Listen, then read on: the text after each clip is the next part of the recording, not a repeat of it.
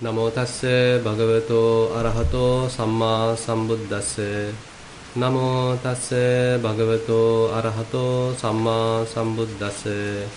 Namo tassa bhagavato arahato samma sambuddhassa.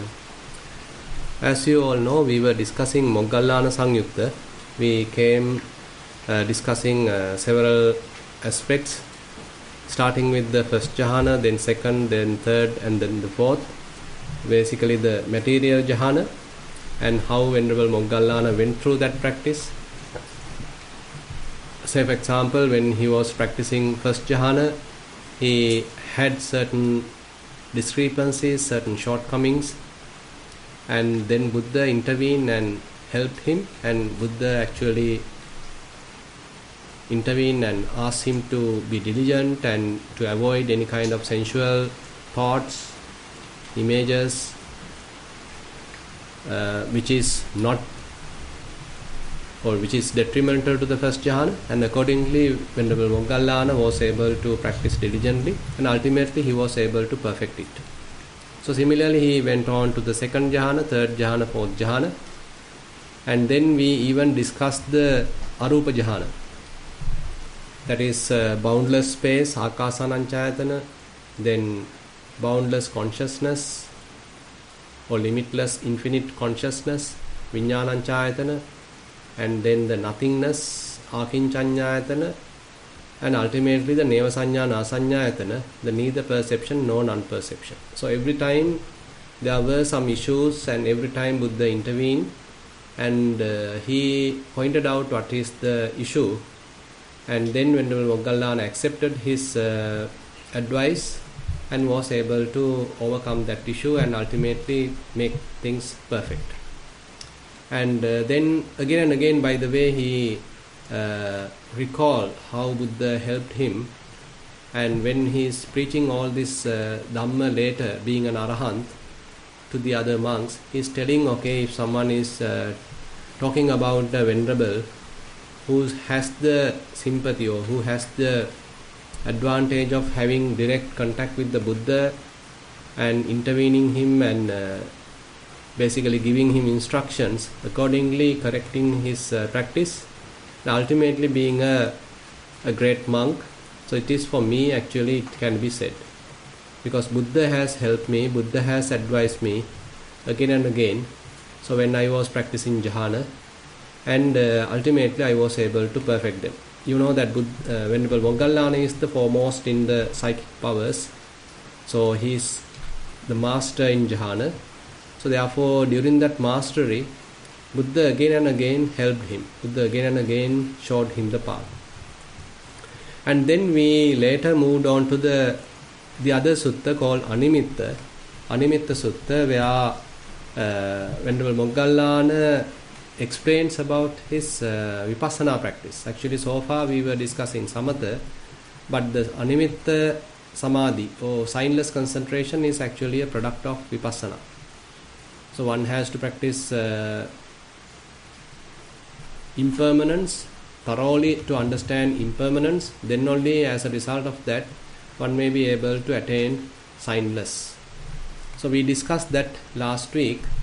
So how one would attain signless concentration, and there we talked with the Chulasunyata Sutta.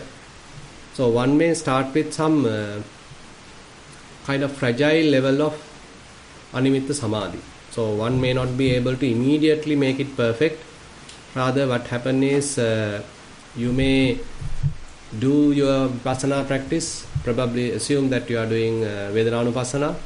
So different feelings are arising, and you are able to keep your attention very quickly to each and every feeling and observe their nature, and assume that you are able to recognize how quickly they are arising and passing away. So more your attention refines, more your clear comprehension improves. So more thoroughly you may understand how impermanent they are, how transient they are, how quickly they arise and pass away. So as you continue your practice, there may be a state where you are unable to recognize whether it is a pleasurable feeling or painful feeling or equanimous feeling, because before you taking any trace, it will pass away. It's very quick, very speedy passing away. As a result of that, what happens is you are unable to pick the signs, unable to know the tone, whether it is pleasurable, painful or equanimous. So everything is very much like very transient. So there you reach to a state where something is arising and passing away, where you can't record, trace whether it is equanimous feeling or painful feeling or pleasurable feeling. Now we are losing the detail, we are losing the nimitta, the signs, the marks, and that ultimately helps the mind to get liberated, helps the mind to get released. Because we are being tangled in nimittas, we are being tangled in the signs. So till that, actually what we have is a nimittanusari vijnana, a type of a consciousness which is associating always some sort of a sign. When we are looking at something through our eyes, actually our mind get tangled with those signs and marks. When we are hearing certain sound, again our consciousness get tangled with those signs and marks available in the sounds.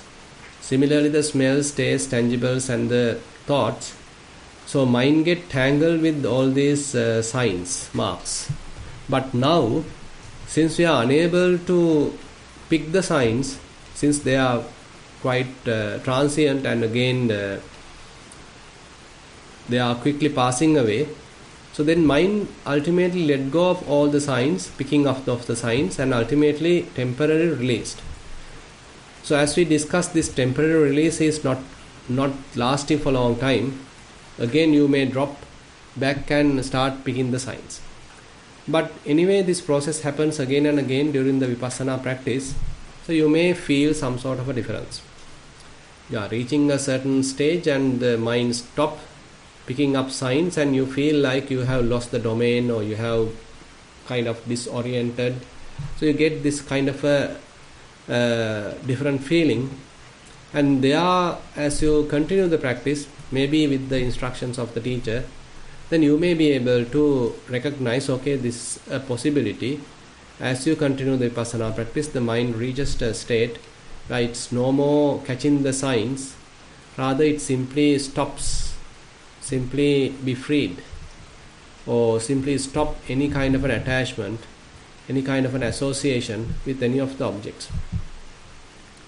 So there we can say, okay, you are simply experiencing signless in a momentary level.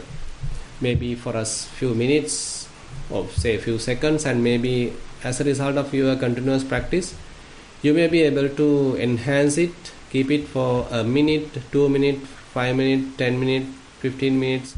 So likewise we need to extend it so that you are able to understand, okay, now mind is not associating any objects as such, doesn't have any sign, doesn't have any marks.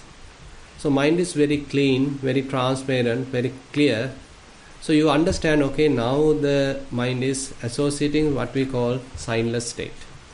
We can say signless concentration. So as we touched last week about this phenomena in the Chula Sunyata Sutta, so at the beginning what we are experiencing is a little very short, fragile kind of a signless state.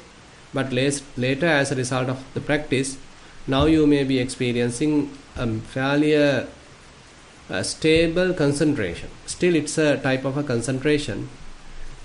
So you may feel like concentrated, you are feeling like you are in a deep state, no signs, and mind has stopped. Important thing is there is no object either. You can't find out where the mind is established. It's fully unestablished, and the mind is still open, awake. You are not sleeping either. So these kind of salient features we can recognize in the signless state, where there are no signs, no object, no grasping, and say there is no tension, and you are basically mindful in the present moment, but still at some degree of concentration. Now the practice is actually to understand So this is also impermanent. So this signless concentration is also impermanent. So Buddha highlights that in the Chulasunyata Sutta, Ayampiko animitto cheto samadhi abhisankato abhisanchetayito. So this very signless concentration is a conditioned phenomena. It's a conditioned and volitionally produced. So you had your own practice. You were able to continue your vipassana practice, and that was the conducive, say, characteristic or reasons for you to produce this signless state. The moment that you lose signless state, again you need to practice vipassana so that you regain the signless state. So likewise, it is still conditioned, still volitionally produced. But now we are taking it for our advantage to recognize the defilement. So why we lose signless state? So while you are dwelling at the signless state, so why are we again picking certain signs? Why we are going through certain thoughts again? Why certain defilements are again arising? So that is because of the asavas. That is because of the influxes. Now, in order to overcome influxes, so we are using this process. So we are being in the signless state, which is very, say, almost a type of a pure consciousness. And but because of the influence of asavas, again we get certain impediments. Again we get certain signs. Again mind start thinking. Certain thoughts are there. Now we are tracing them. Very subtle thoughts, very subtle signs, very subtle marks, very subtle mental images, which are very much appear like impurities to this very clean mind. And we are able to trace them, recognize them, slowly let them go. Again we are back in the signless state. Again mind become very clean and clear. So this process has to be continued again and again. And typically, say, as you continue, you are able to prolong the signless state. Maybe you are able to stay in signless state for half an hour now as a signless concentration. So that is one side you are developing. And on the other hand, defilements become weaker and weaker. Now with less effort you are able to achieve signless state. Now previously you are very much thoroughly, you have to be precisely with the vipassana process, then only you are able to achieve signless state. But now defilements are very much reduced, weakened, so you are able to achieve signless state without much effort. And as you continue the practice, this signless state become very much registered in your practice, registered in your mind. And even without vipassana practice, now you are able to achieve it. You can quickly jump into it. You can simply plunge into that state. And because it is very much an available state of the mind. So you are very familiar with it. Now, as we are continuing this whole process, so there are certain areas now we can look at. So one thing is, the yogi can become somewhat heedless. So this is a kind of a bottleneck, or this is a kind of a danger in the practice. So something has happened to Venerable Chittahatti Sariputta. This is a very interesting story. I am just taking only one part of it, which is relevant to this animitta state. So this Hatti Sariputta is a monk who is not yet elder monk, but a young monk, but was able to achieve signless state.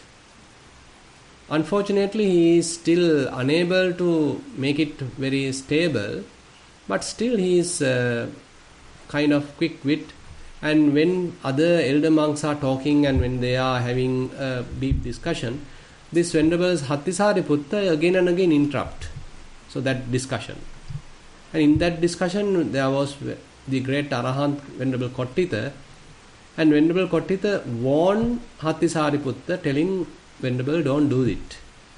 You need to stay quiet. You need to wait till you get your chance. So don't interrupt. This is a kind of a very interesting phenomena, because sometimes when our defilements are not yet fairly weakened, we are so much enthusiastic, or we are little restless, and we can't keep ourselves very quiet. Instead, we want to quickly interrupt, we want to quickly intervene. We can't maintain silence. So the thoughts arising in our mind compel us to talk. So that means still we are not yet very having a kind of a stable mind, a serene type of mind. Rather, these mental hindrances again and again popping up, making us to intervene. So same thing has happened to Hattisariputta. Anyway, Venerable Kottitha has warned him. But in the audience there were friends of Venerable Hattisariputta, and they were telling to Venerable Mahakottitha, Bhante, this Venerable Hattisariputta is a capable monk. He is diligent in his practice, and he is capable of participating in this discussion. And anyway, Venerable Kottitha denied. He simply said, you can't judge a monk like that. Even though he has certain understanding or certain practice, still he is unable to maintain it. So Venerable Kottitha has seen it through his mind. Even though Venerable Hattisariputta actually has attained even the signless state, he is unable to keep it. Now later what happened? So Hattisariputta keep on dealing with the monks and the other lay people, kings and ministers and all that. He too much become socialized, and ultimately he disrobed. So this is a kind of a downfall to him, and again it's a kind of a perversion happens in one's mind. Now it is mentioned like this: Sabba nimittanang amanasikara animittan cheto samadhin upasambhajya viharati. So labimmi animittas cheto samadhisati sansatto viharati. Now he appreciate what he has. Now I have earned signless state. Now he become heedless, because he thinks now everything's done, or I am done, I am really a competent monk now. So that's why I am participating in this elders discussion, and I am intervening, interrupting, and I am able to sort of give my ideas. So I am also a capable monk now. So one can become somewhat conceited, and that helps to intervene with others, deal with others, move with others, and you lose your time to practice, and you become somewhat even kind of big-headed. Ultimately the balance will be collapsed, and this monk has disrobed. So then the other monks actually came to Venerable Kottitha and asked, Bhante, how did you know? How did you know that Venerable Hattisariputta going to disrobe? Has any deities informed you, or have you known by yourself? And then Venerable Mahakottitha say, so I noticed it, I have understood it by myself, and again the other deities also has informed me. This is a very interesting story for us also to understand. Even though we practice vipassana, even though we are able to gain animitta samadhi, still we can't say, okay, I am completely a competent, completely a say stable monk. Still there may be defilements. So that's why we have to be quite grounded and become quite humble, because these states can make us little conceited. Either samatha practice or vipassana practice.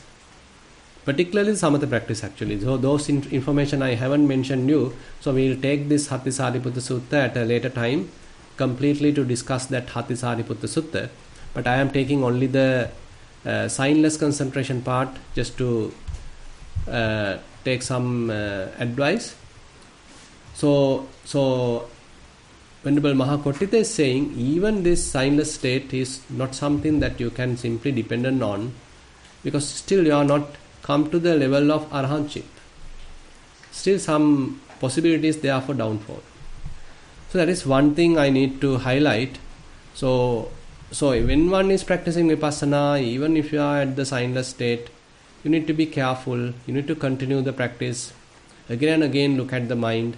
So how these subtle defilements are arising, how certain signs are again picked up, how the mind again can become associating signs, because still the asavas are there, influxes are there. So till we are completely rid of all the influxes, we can't say we are very sure or very, very safe. Still there is a possibility of downfall. So that is one area to highlight. But anyway, so practicing signless state properly is a must. So practicing it again and again, seeing the defilements again and again, and even the subtle defilements again and again, is an advantage of signless state. Because signless state is very much like you are having a very clean state of mind, very much like a pure white color board or white color canvas. Nothing is written there. So even slightest impurity you can easily notice. So similarly in the mind also, when you are associating signless state more and more, you may be able to understand even a little sign when it is picking up, even a little mental image when it is appearing, even a little thought when it is arising. Because mind is very pure, mind is very clean. Any subtle defilement is easily traceable. That's the main advantage of signless state. That's why it is Buddha recommend it to overcome the subtle defilements, including the asavas, including the anusayas. And there is one sutta called Rahula Sutta. There Buddha recommend or advise Venerable Rahula, animittancha bhavehi mananusaya mujjaha. So you need to develop animitta, the state of signlessness, and as a result of that you are able to overcome mana, you are able to overcome conceit. Because conceit, as you know, is a very subtle defilement which lasts till one becomes an arahant, and very difficult to trace. Easily we get trapped in it, we get easily tangled in it, we've been deluded in it, because it's a very, very subtle defilement. But we can see the signless state is capable of showing it even. Whenever a subtle conceit happens, whenever some sort of a comparison happens, talking me as a person and another external person comparing to, I am good, I am better, or I am inferior, or you are good, you are better, or you are inferior. So some sort of a comparison. There actually we are deludedly preparing a self at our end and as well as the other end. We are taking things into a personal level. So likewise, so the conceit is actually operating in a very subtle way, but it is also possible to trace when we are developing a signless state. So more and more you develop signless state, so more and more mind become purified. More and more the asavas become less and less. And how Buddha mentioned that in the Chula Sunyata Sutta, so there he highlight Kamasavapi chittang vimucchati, Bhavasavapi chittang vimucchati, Avijjasavapi chittang vimucchati. So the Kamasava, the mind is liberated from the taint of sensual desire. Mind is liberated from the taint of being. Mind is liberated from the taint of ignorance. Now these are the subtle influxes. Now how one can know whether the influxes are fairly abandoned? So there is little information available here. So when you don't have this influx of sensual desire related sanya, sensual desire related perceptions or marks, signs can't appear in the mind. Ye asu dharata kamasavam paticca te idana santi. And similarly, sunyamidang sanyagatang kamasavenati pajanati. And you may be able to understand all the signs which are, being a hindrance to the mind, being a burden to the mind, again and again come and interrupt the mind because of the sensual desires. But now those are not coming. You are no more being interrupted by the sensual desires.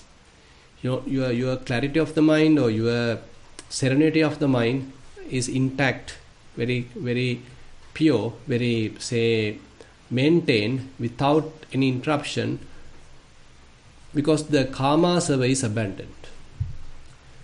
So till we have karma seva, again and again we may get the sensual desire. Again and again we get interrupted.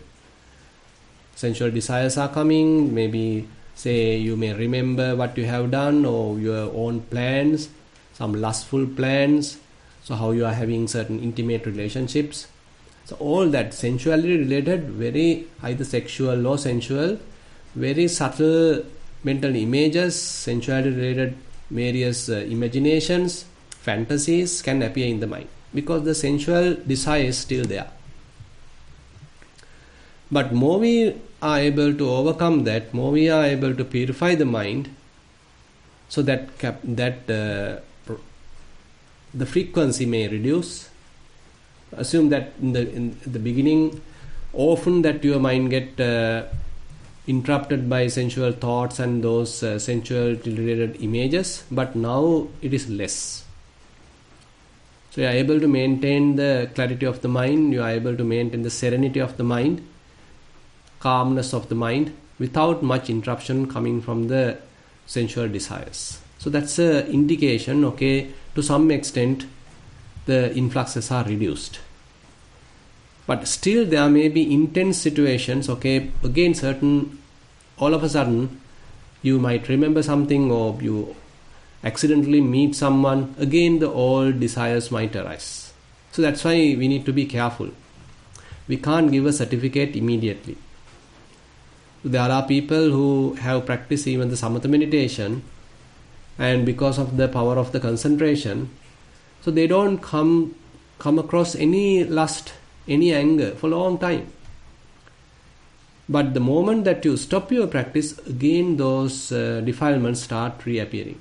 So that's the hard part.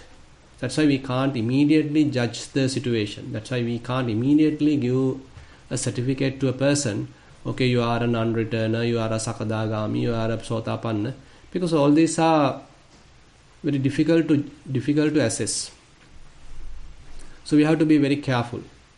We have to be honest, well grounded, and again we have to deal with others. Then only, depending on the difficult situations, we can understand where we are. Otherwise, simply we being alone, no interruptions, no associations, and we might overestimate ourselves, thinking, okay, I am an arahant now, I am an unreturner now, because the circumstances are not there. But the moment you go to a supermarket, you deal with the other people, again the thoughts, again the sensuality related thoughts might appear, again you get lustful thoughts. So that indicates the influxes are still operating. So that's why we have to take the advantage of association with other people, and how, while we are associating, we need to observe the mind, how it is reacting, how it is sort of behaving amidst all these different situations. And again the mind has to be kept at a surface level. It is not at a deep concentrated level, rather at a shallow level. We need to keep the mind, so that in case there are defilements, there are, say, potentials, they may popping out. You know that latent tendencies are, if they are there, if we apply a strong concentration on top of that, then they can't operate. They may not come out.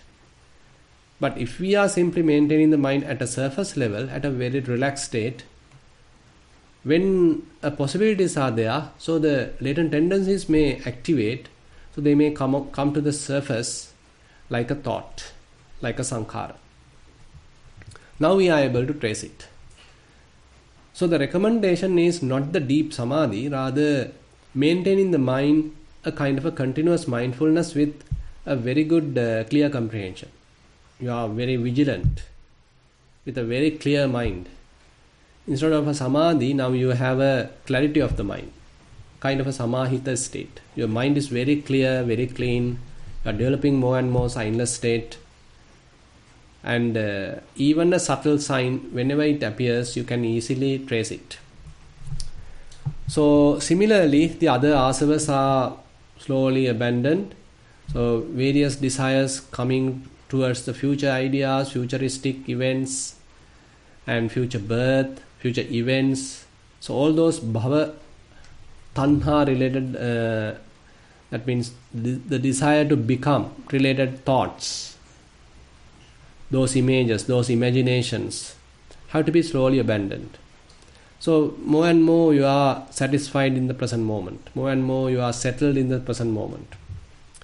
Avijjasavati pajanati. Avijjasavati sunyamidang sanyagatang avijjasavenati pajanati. So more and more we are able to overcome the avijjasava, which is the avijja asava particularly helps to have some sort of a personality, a sense of I. So very, very subtle. Maybe confirming the presence of a self. All that actually has a fair relation with the avijja. All that has to be slowly abandoned. So ultimately, you might not be able to trace a making of an I, or making of a self, making of a personality. Now, there are certain other suttas which are supporting this side, so we will take them later. So Venerable Ananda says it is quite obvious. Venerable Ananda, he explains it, telling like when the influxes are completely abandoned, it is so obvious that one may be able to easily know it. So since we are still in the process, we don't know, but Venerable Ananda assures, okay, while you are doing the whole thing, when the all asavas are abandoned, you should be able to properly know it, easily know it. Anyway, now that is the part coming from the Chulasunjata Sutta. And interestingly, so this signless state, more and more you need to develop. The more you develop, the consciousness may not take any of the signs now. Now there's an interesting statement coming in the Nissarana Sutta in Anguttara Nikaya. If someone is telling Animittahi ko me cheto vimutti bhavita bahuli kata yani kata vattu kata anuttita paricita susama radda atacha paname nimittanusari viññānaṁ hoti. So I have developed animitta samadhi, bhavita, I have developed it. Bahuli kata, I have made it abundant. Yani kata, I have made it very much like my own vehicle. Vattu kata, I was very much like based on that now. Anuttita, again and again practiced. Parichita, make it quite proficient in it. Susama Radha, again and again undertaken it. But my mind still associate nimittas. So this is impossible. So that's the argument made in this sutta, in Nissarana Sutta. I am taking only the one part of it. So there he should be answered like this. Nahi sadhu bhagavato abbakkana. You should not disparage the Buddha. You should not misrepresent the Buddha, because still your practice is not perfect. That's why your mind is still taking the signs. So, for it is not good to misrepresent the Blessed One. The Blessed One would certainly not speak in such a way. It is impossible and inconceivable, friend, that one might develop and cultivate the signless liberation of mind, make it one's vehicle and basis, carry it out, consolidate it, and properly undertake it, yet one's consciousness could still follow aftermarks. There is no such possibility. For this friend is the escape from all marks, namely the signless liberation of the mind. Nissaranang hetang aoso sabbanimittanang yadidang animitta cheto vimutti. So now we are talking animitta cheto vimutti. You need to notice that difference. Animitta cheto vimutti is the full liberated mind. We can say one has achieved the arahantship, and it is not the signless concentration here. But signless concentration is the one slowly evolving, slowly expanding to the amount of signless cheto vimutti. complete signless liberation, animitta ceto vimutti. So when one achieve animitta ceto vimutti, so your consciousness, vijnana, can't associate or pick any signs at all. It is maintaining the what we call the unestablished and non-manifested state for long time. You know the anidassana state. Anidassana vijnana, probably you might have heard about it, where mind does not show any kind of a artwork. Assume that your mind is very much like a white color canvas. What happened to us is that again and again various artwork is being drawn in this canvas and we get trapped in them. We easily get attracted to them. We easily get deluded by them. For us it becomes the truth, what is represented in the canvas, and we being fully fooled by it.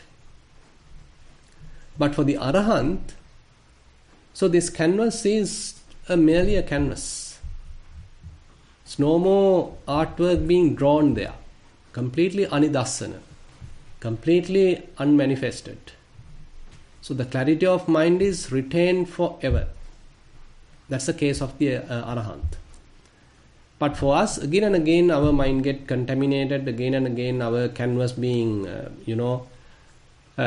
stained, polluted, and we being fooled by it.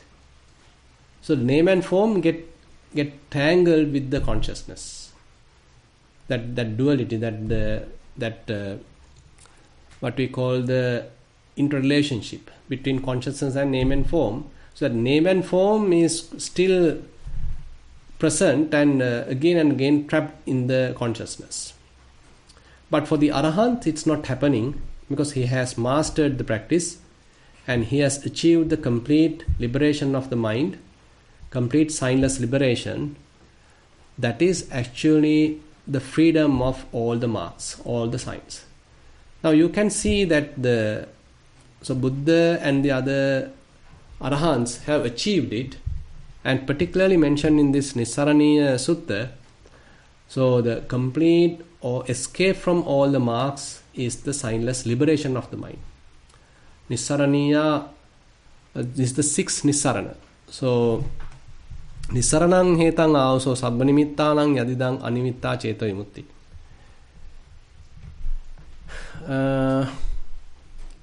Some more detail are there.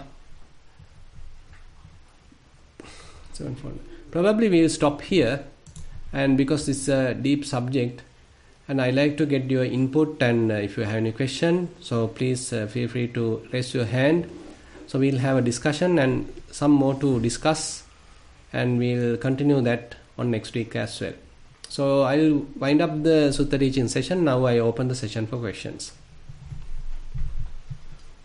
Thank you, Bhante. Sadhu, sadhu, sadhu.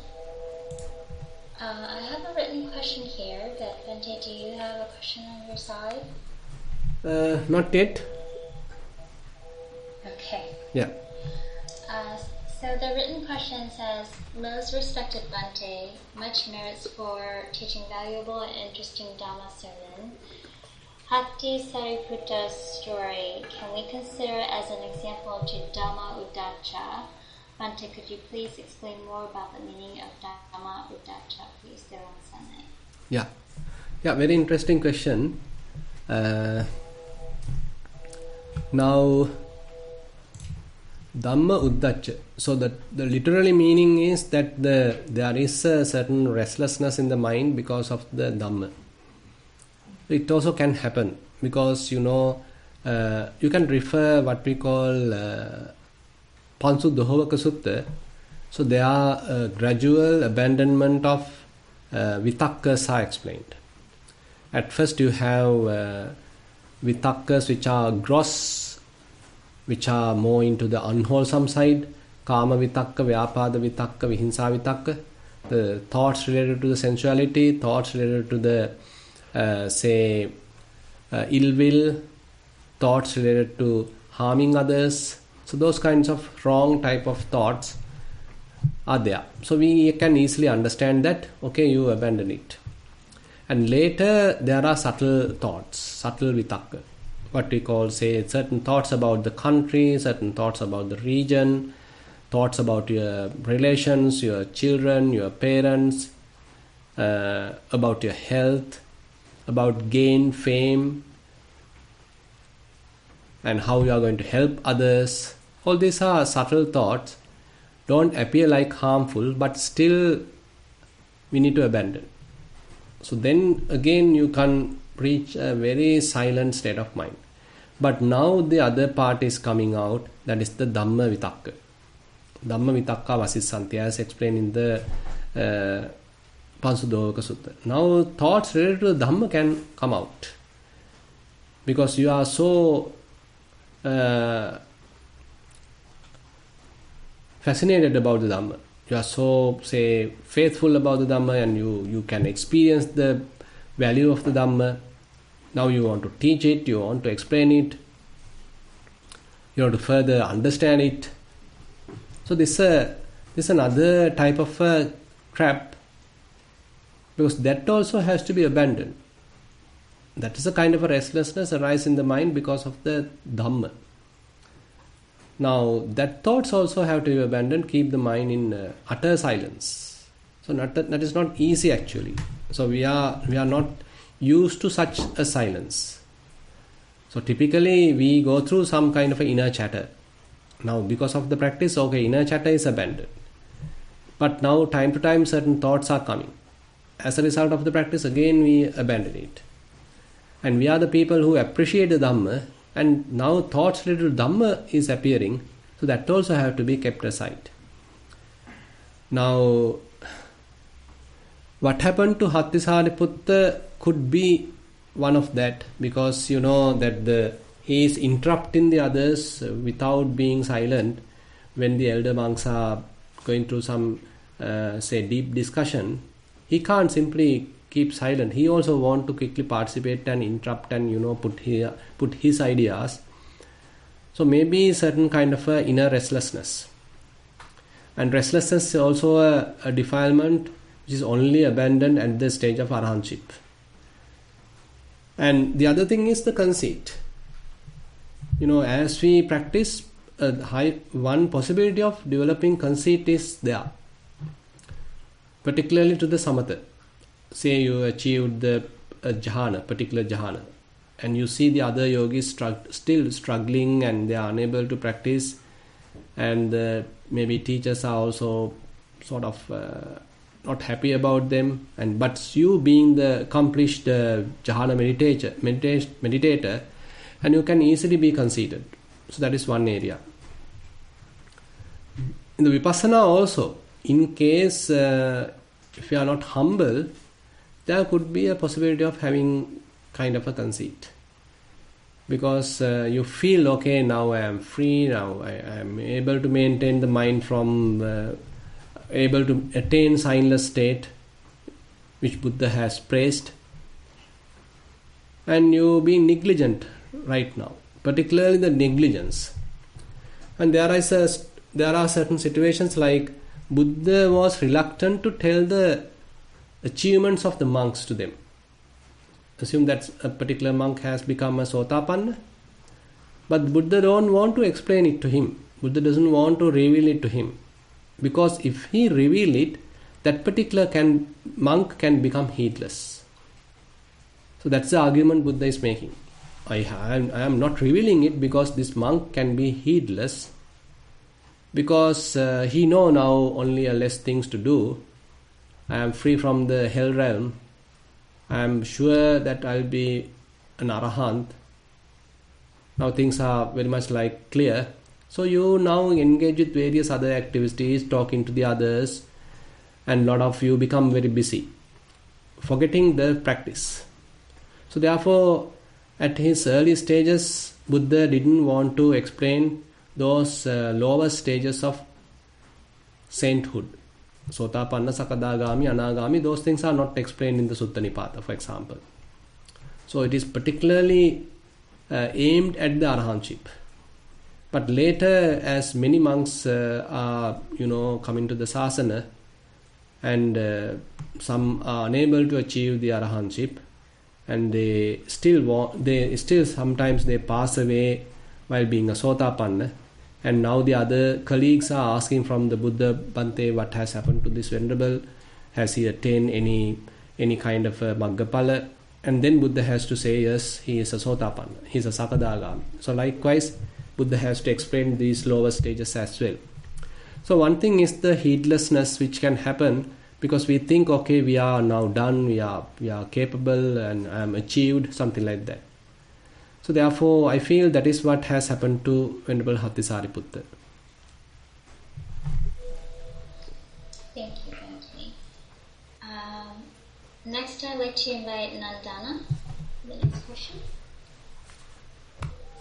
Thank you, Jennifer. Bhante, I just want to ask you something about that. The one monk who said that how he is proficient in the signless state, how he practiced it over and over again, and a long list of things about how he practiced. Yeah. And then he said finally, I still have signs, right? Correct. And that is when it was said that you should not disparage Buddha by saying this and all that. Correct. So my question is based on that. Now, signless, the way I understood earlier was not taking up signs that are colored by greed, hatred, and delusion. Because we do take sign even in Arihato, even in Buddha's. When you read the Suttas, now Buddha sees Venerable Ananda and he calls him by his name, Ananda. Correct. Or he recognizes somebody. So that is taking up signs. Yeah, that's a interesting question. Now we can't say it is taking up signs, but still you can recognize. That's an interesting thing. Now you see, but your consciousness get not tangled in it. Ditte ditta matta. You still see, but your consciousness still remain clear without being mixed with it. So that is the case with the Arahant. Now what happened to us? Taking up signs means we again go and tangle with the sign. We again see it like a beautiful sign. This is a boy, it's a man, this is a woman, this is a beautiful woman. So like that we come to we objectify the sign.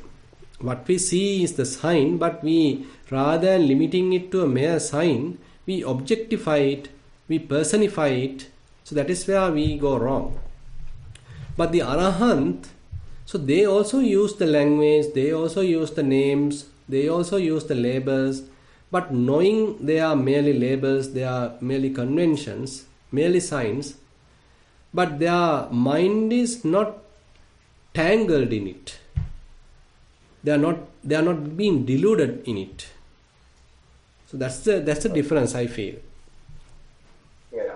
That's I think that kind of agrees with my understanding also, because I always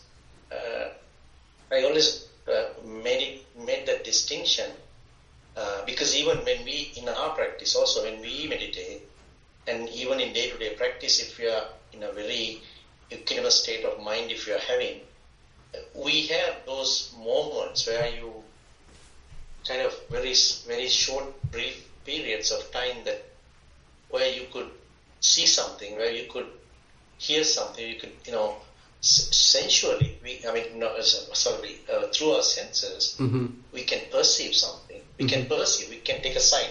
This is a man, woman. But yet there can be, those signs may not necessarily be like what you described, like without any without making any sanskara based on exactly that, or you are not making any fabric colored by any greed or any hatred or any delusion. Correct. I mean, see the object, hear the sound for what it is, rather than creating that entangle. Right? Correct. Now, actually, we can add the visankhara gatan citta. Now, when Buddha became enlightened, he mentioned one quality of his mind as visankhara gatan citta. So when certain phenomena are encountered, he doesn't add his own part. He doesn't add his own judgments to it. So there are no any fabrications, there are no any preparations. So they become mere sankhara, shuddha sankhara. So your own additions, your own judgments, biases are not included at all. Right. Yeah. Right. Yes. Because even Buddha himself had he announced his next day's plans sometimes, right? So Venerable Ananda, he says, okay, now we are going to such and such village, or Correct. Today we are going here, something like that.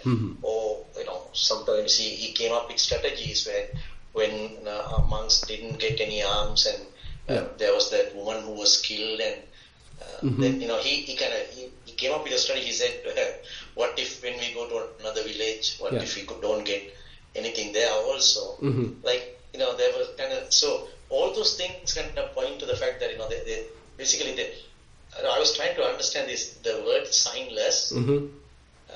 If you try to understand it very literally, I think it's almost it sounds like you're not taking any signs at all, right?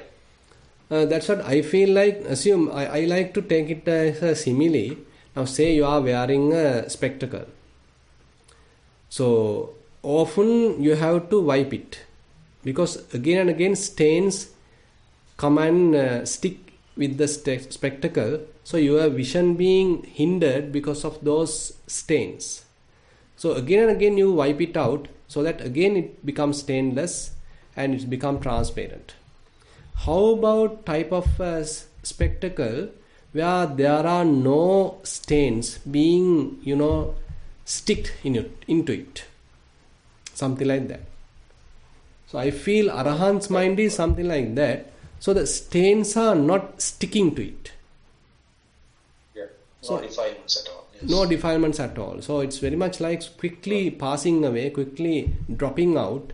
So they are not adhering to it. The spectacles are there, but continuously transparency is there. No impediments, no stains. The transparency is intact. Right. Yeah. Yes, Bhante, it's clear. Thank you very much, Bhante. Thero and Sarnai. Yeah, Thero and Sarnai. No question? Yeah, we have a question from our side. Yeah. Oh, sorry, Bhante. Mine is more of a... it's a contribution more than a question. And I thought about this when we were talking about Hattisariputta, that monk who eventually disrobed. But anyway, he again came back. Oh, he did come back. That's another point to add. So ultimately now, when his friends reported to Venerable Kottitha, so Venerable Kottitha gave the explanation, and again after that, those monks again went to the Buddha also. And Buddha, and again he mentioned what has happened. They mentioned what has happened. So Hattisariputta has disrobed. Before he disrobed, this Venerable Kottitha has made the warning. Everything, the whole story was explained to the Buddha. And Buddha mentioned, he made a very interesting comment. Even though he disrobed, later he will reflect about the advantages of the monkhood. So he later, even though he became a layperson, he didn't spend long time as a layperson, as a household life. Later he understood the advantages of the monkhood, and he came back. He again became a monk, and he now thoroughly practiced without being heedless, and ultimately became an arahant.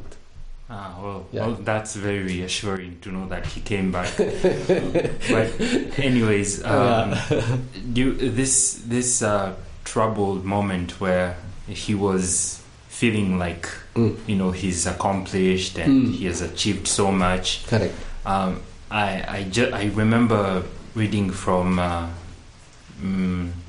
Mahasi Sayadaw's Manual of Insight, and he said that when someone has attained so much, or someone has attained such a high state of this signlessness, they might start wondering, although I am dwelling in or I am abiding this signlessness for long periods of time, how comes this latent defilements still arise from time to time? And this yogi might start wondering, is there a place where these defilements are just stored up? And if I can access that place, I know I can go and clear all of them. Correct. But Master Sayadaw explains that these defilements, they're not stored up anywhere in the past or in the future. They are there only in that moment where they arise. I see. And you are heedless, there is moha, there is still the clinging and taking things as mine or beautiful or ugly. In that very moment where the defilements arise, that is where they are. They are not somewhere where we cannot see them. Right. So that being heedlessness, being with ignorance, the moha, that is the path that defilements see and they arise. Correct. I just wanted to... Yeah, very interesting. So thank you for that comment. So as you said, now we get the wrong perception. Okay, this and when we are explaining also, we simply say latent tendencies, right? Hidden tendencies. So that gives a wrong connotation, thinking, okay, they are hidden at some place, at a particular very, very secret place, they are there. So we get that wrong impression. But as you correctly mentioned, so when the circumstances are there, immediately that wrong or say past habit may pop up. So there we have to be very vigilant, very heedful, really mindful. Then only we can pick it. And rather than promoting that tendency, rather than promoting that habit, we need to simply let it go. Simply keep it aside. So that is the only way to, that when Buddha is explaining the Sabbasava Sutta, there he particularly mentioned Janato bhikkave passato asavanam khayang vadami. No ajanato, no apassato. So when you see, when you know, then only you are able to overcome the influxes. So how are you going to know, how you are going to see? So when they are arising, isn't it? So when they are arising, when they are coming to it's their activity. So when they are hidden, we can't trace them. But due to certain circumstances, they may pop up, they may become active. So at that moment, you have to quickly be aware of it. Okay, step back, simply watch it. Don't get fooled by it. Don't be a slave to it. Okay, you let it go, because what is arising will pass away definitely. You don't need to you don't need to worry about it, because it's a rule. It's a characteristic. What is arising is passing away. That's the nature. So you simply step back. You don't get fooled by it, and that's it. You don't need to worry. Very much like. So different methods you can apply. So seeing how they are coming and going, seeing their impermanent nature, or you simply being dispassionate about them, or you simply dwell back in the emptiness. Likewise, many methods may be able to apply it, so that all tendency is not further strengthened. Yeah. So we have another question. Yeah. So I have a question. So then I want to know the relationship between Sanya and Sankara. Then the signless stage. Then as example in Arahantship, then no any Sankara, no any karma is being generated. So then let's say that Arahant sees something and he just see, then he is not entangled with whatever he is seen. So those things, so Swaminathan, I want to know the relationship further about Sanya and Sankara. So as we just discussed, so how he is going to recognize things without taking signs. Now say, as when Mr. Nandana pointed out, now when Venerable Ananda is in front of the Buddha, so Buddha needs to know, okay, he is Venerable Ananda. So still certain amount of signs he may be associating, but without his consciousness being tangled in it. So that is one area.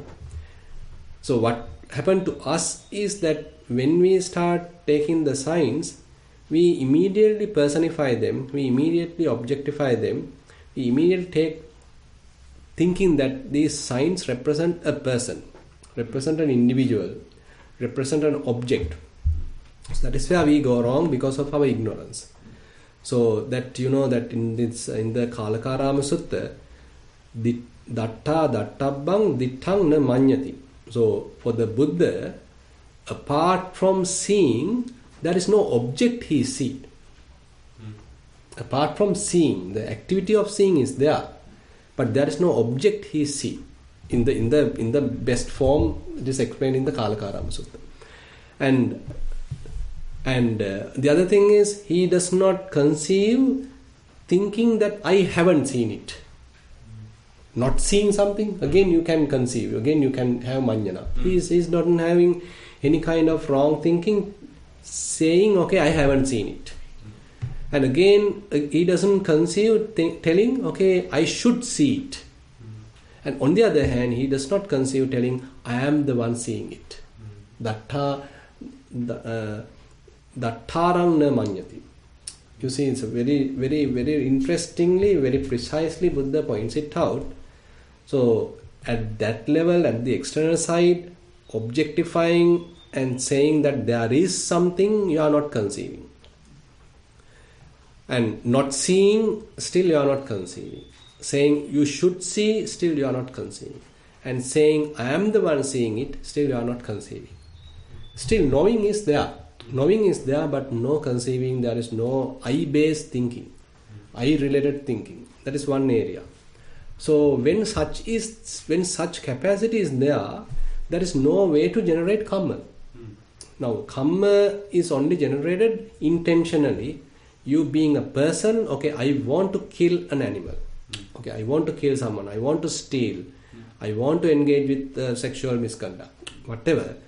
So you act as a person. So that personality is very strongly present during the time of the action.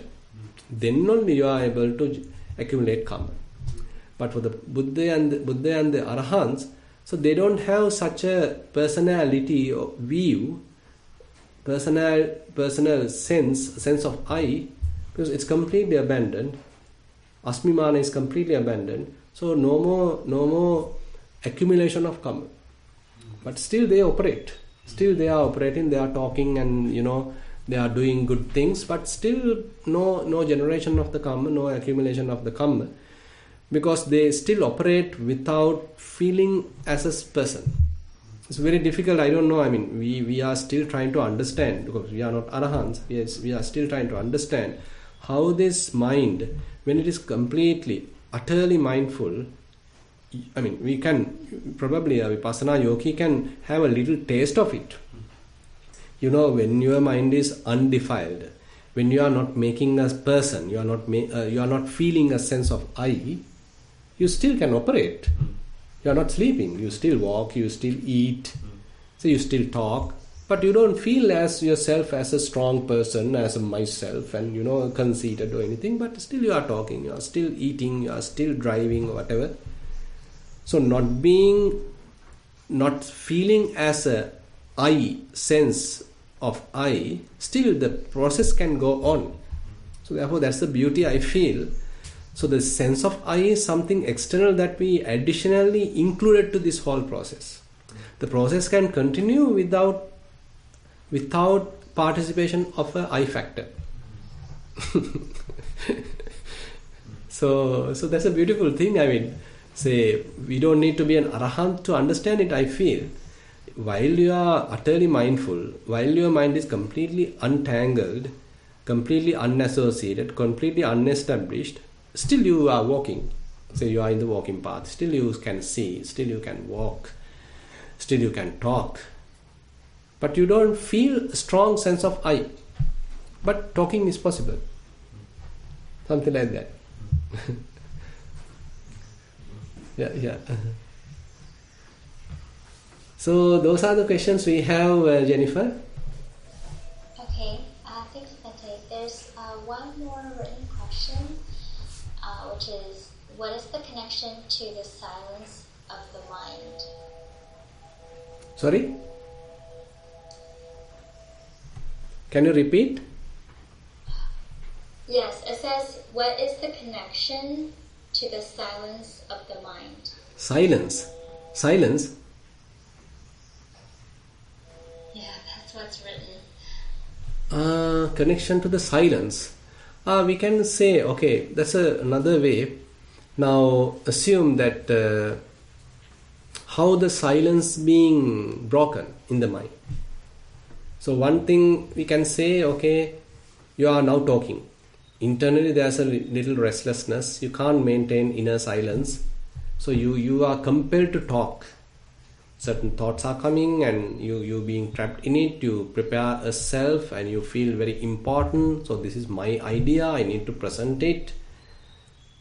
Okay, you are being, triggered to talk. So before you talk it physically, the mind become talkative in a way. Mind become really restless and then you start talking. So this is how typically we talk. We react and then talk and all that happens. So not being able to maintain the silence. But suppose that you are not taking signs at all, mind is remaining calm, very quiet, very clean. So you don't need to talk. You have nothing to talk. Now you may feel, okay, I have nothing to talk, I have no question. I am enjoying the silence. So I feel there is a good relationship. But still it does not mean that you are unable to talk. You know that Buddha has talked a lot. Buddha has preached a lot. So that's a very interesting statement made by Venerable Katukunda Jnanananda Thero. So he says the Muni, the sage, is silent. Not only he is physically not talking, even when he is physically talking, still he is silent.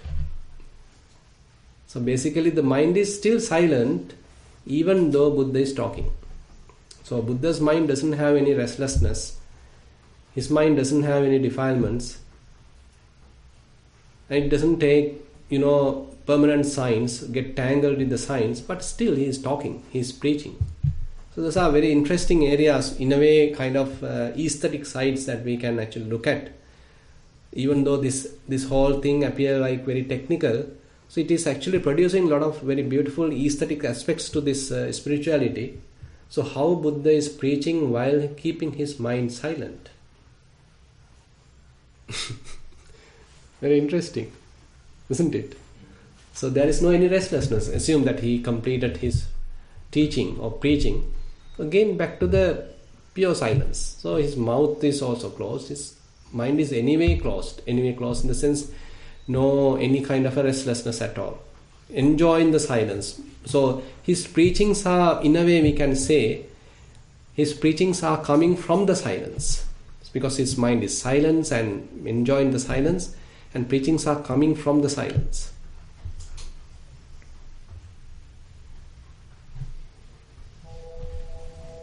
Thank you, Bente. That sounds like a very nice state. Any thoughts? Last of the questions on my side, Bente. Okay. So there are no more questions from our side. Then we have spent a fair amount of time today also discussing Dhamma and preaching Dhamma.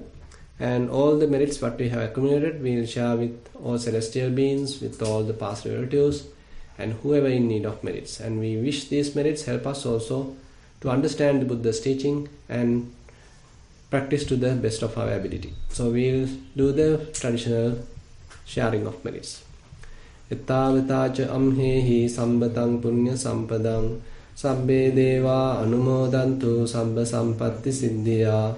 Ittavataca amhehi sambatang punya sampadang sabbe bhuta anumodantu sabba sampatti siddhya. Ittavataca amhehi sambatang punya sampadang sabbe satta anumodantu sabba sampatti siddhya. Akasattha ca bummatta devanaga mahiddhika punyantang anumoditva chirang rakkantu sasanang. Akasattha ca bummatta devanaga mahiddhika punyantang anumoditva chirang rakkantu desanang.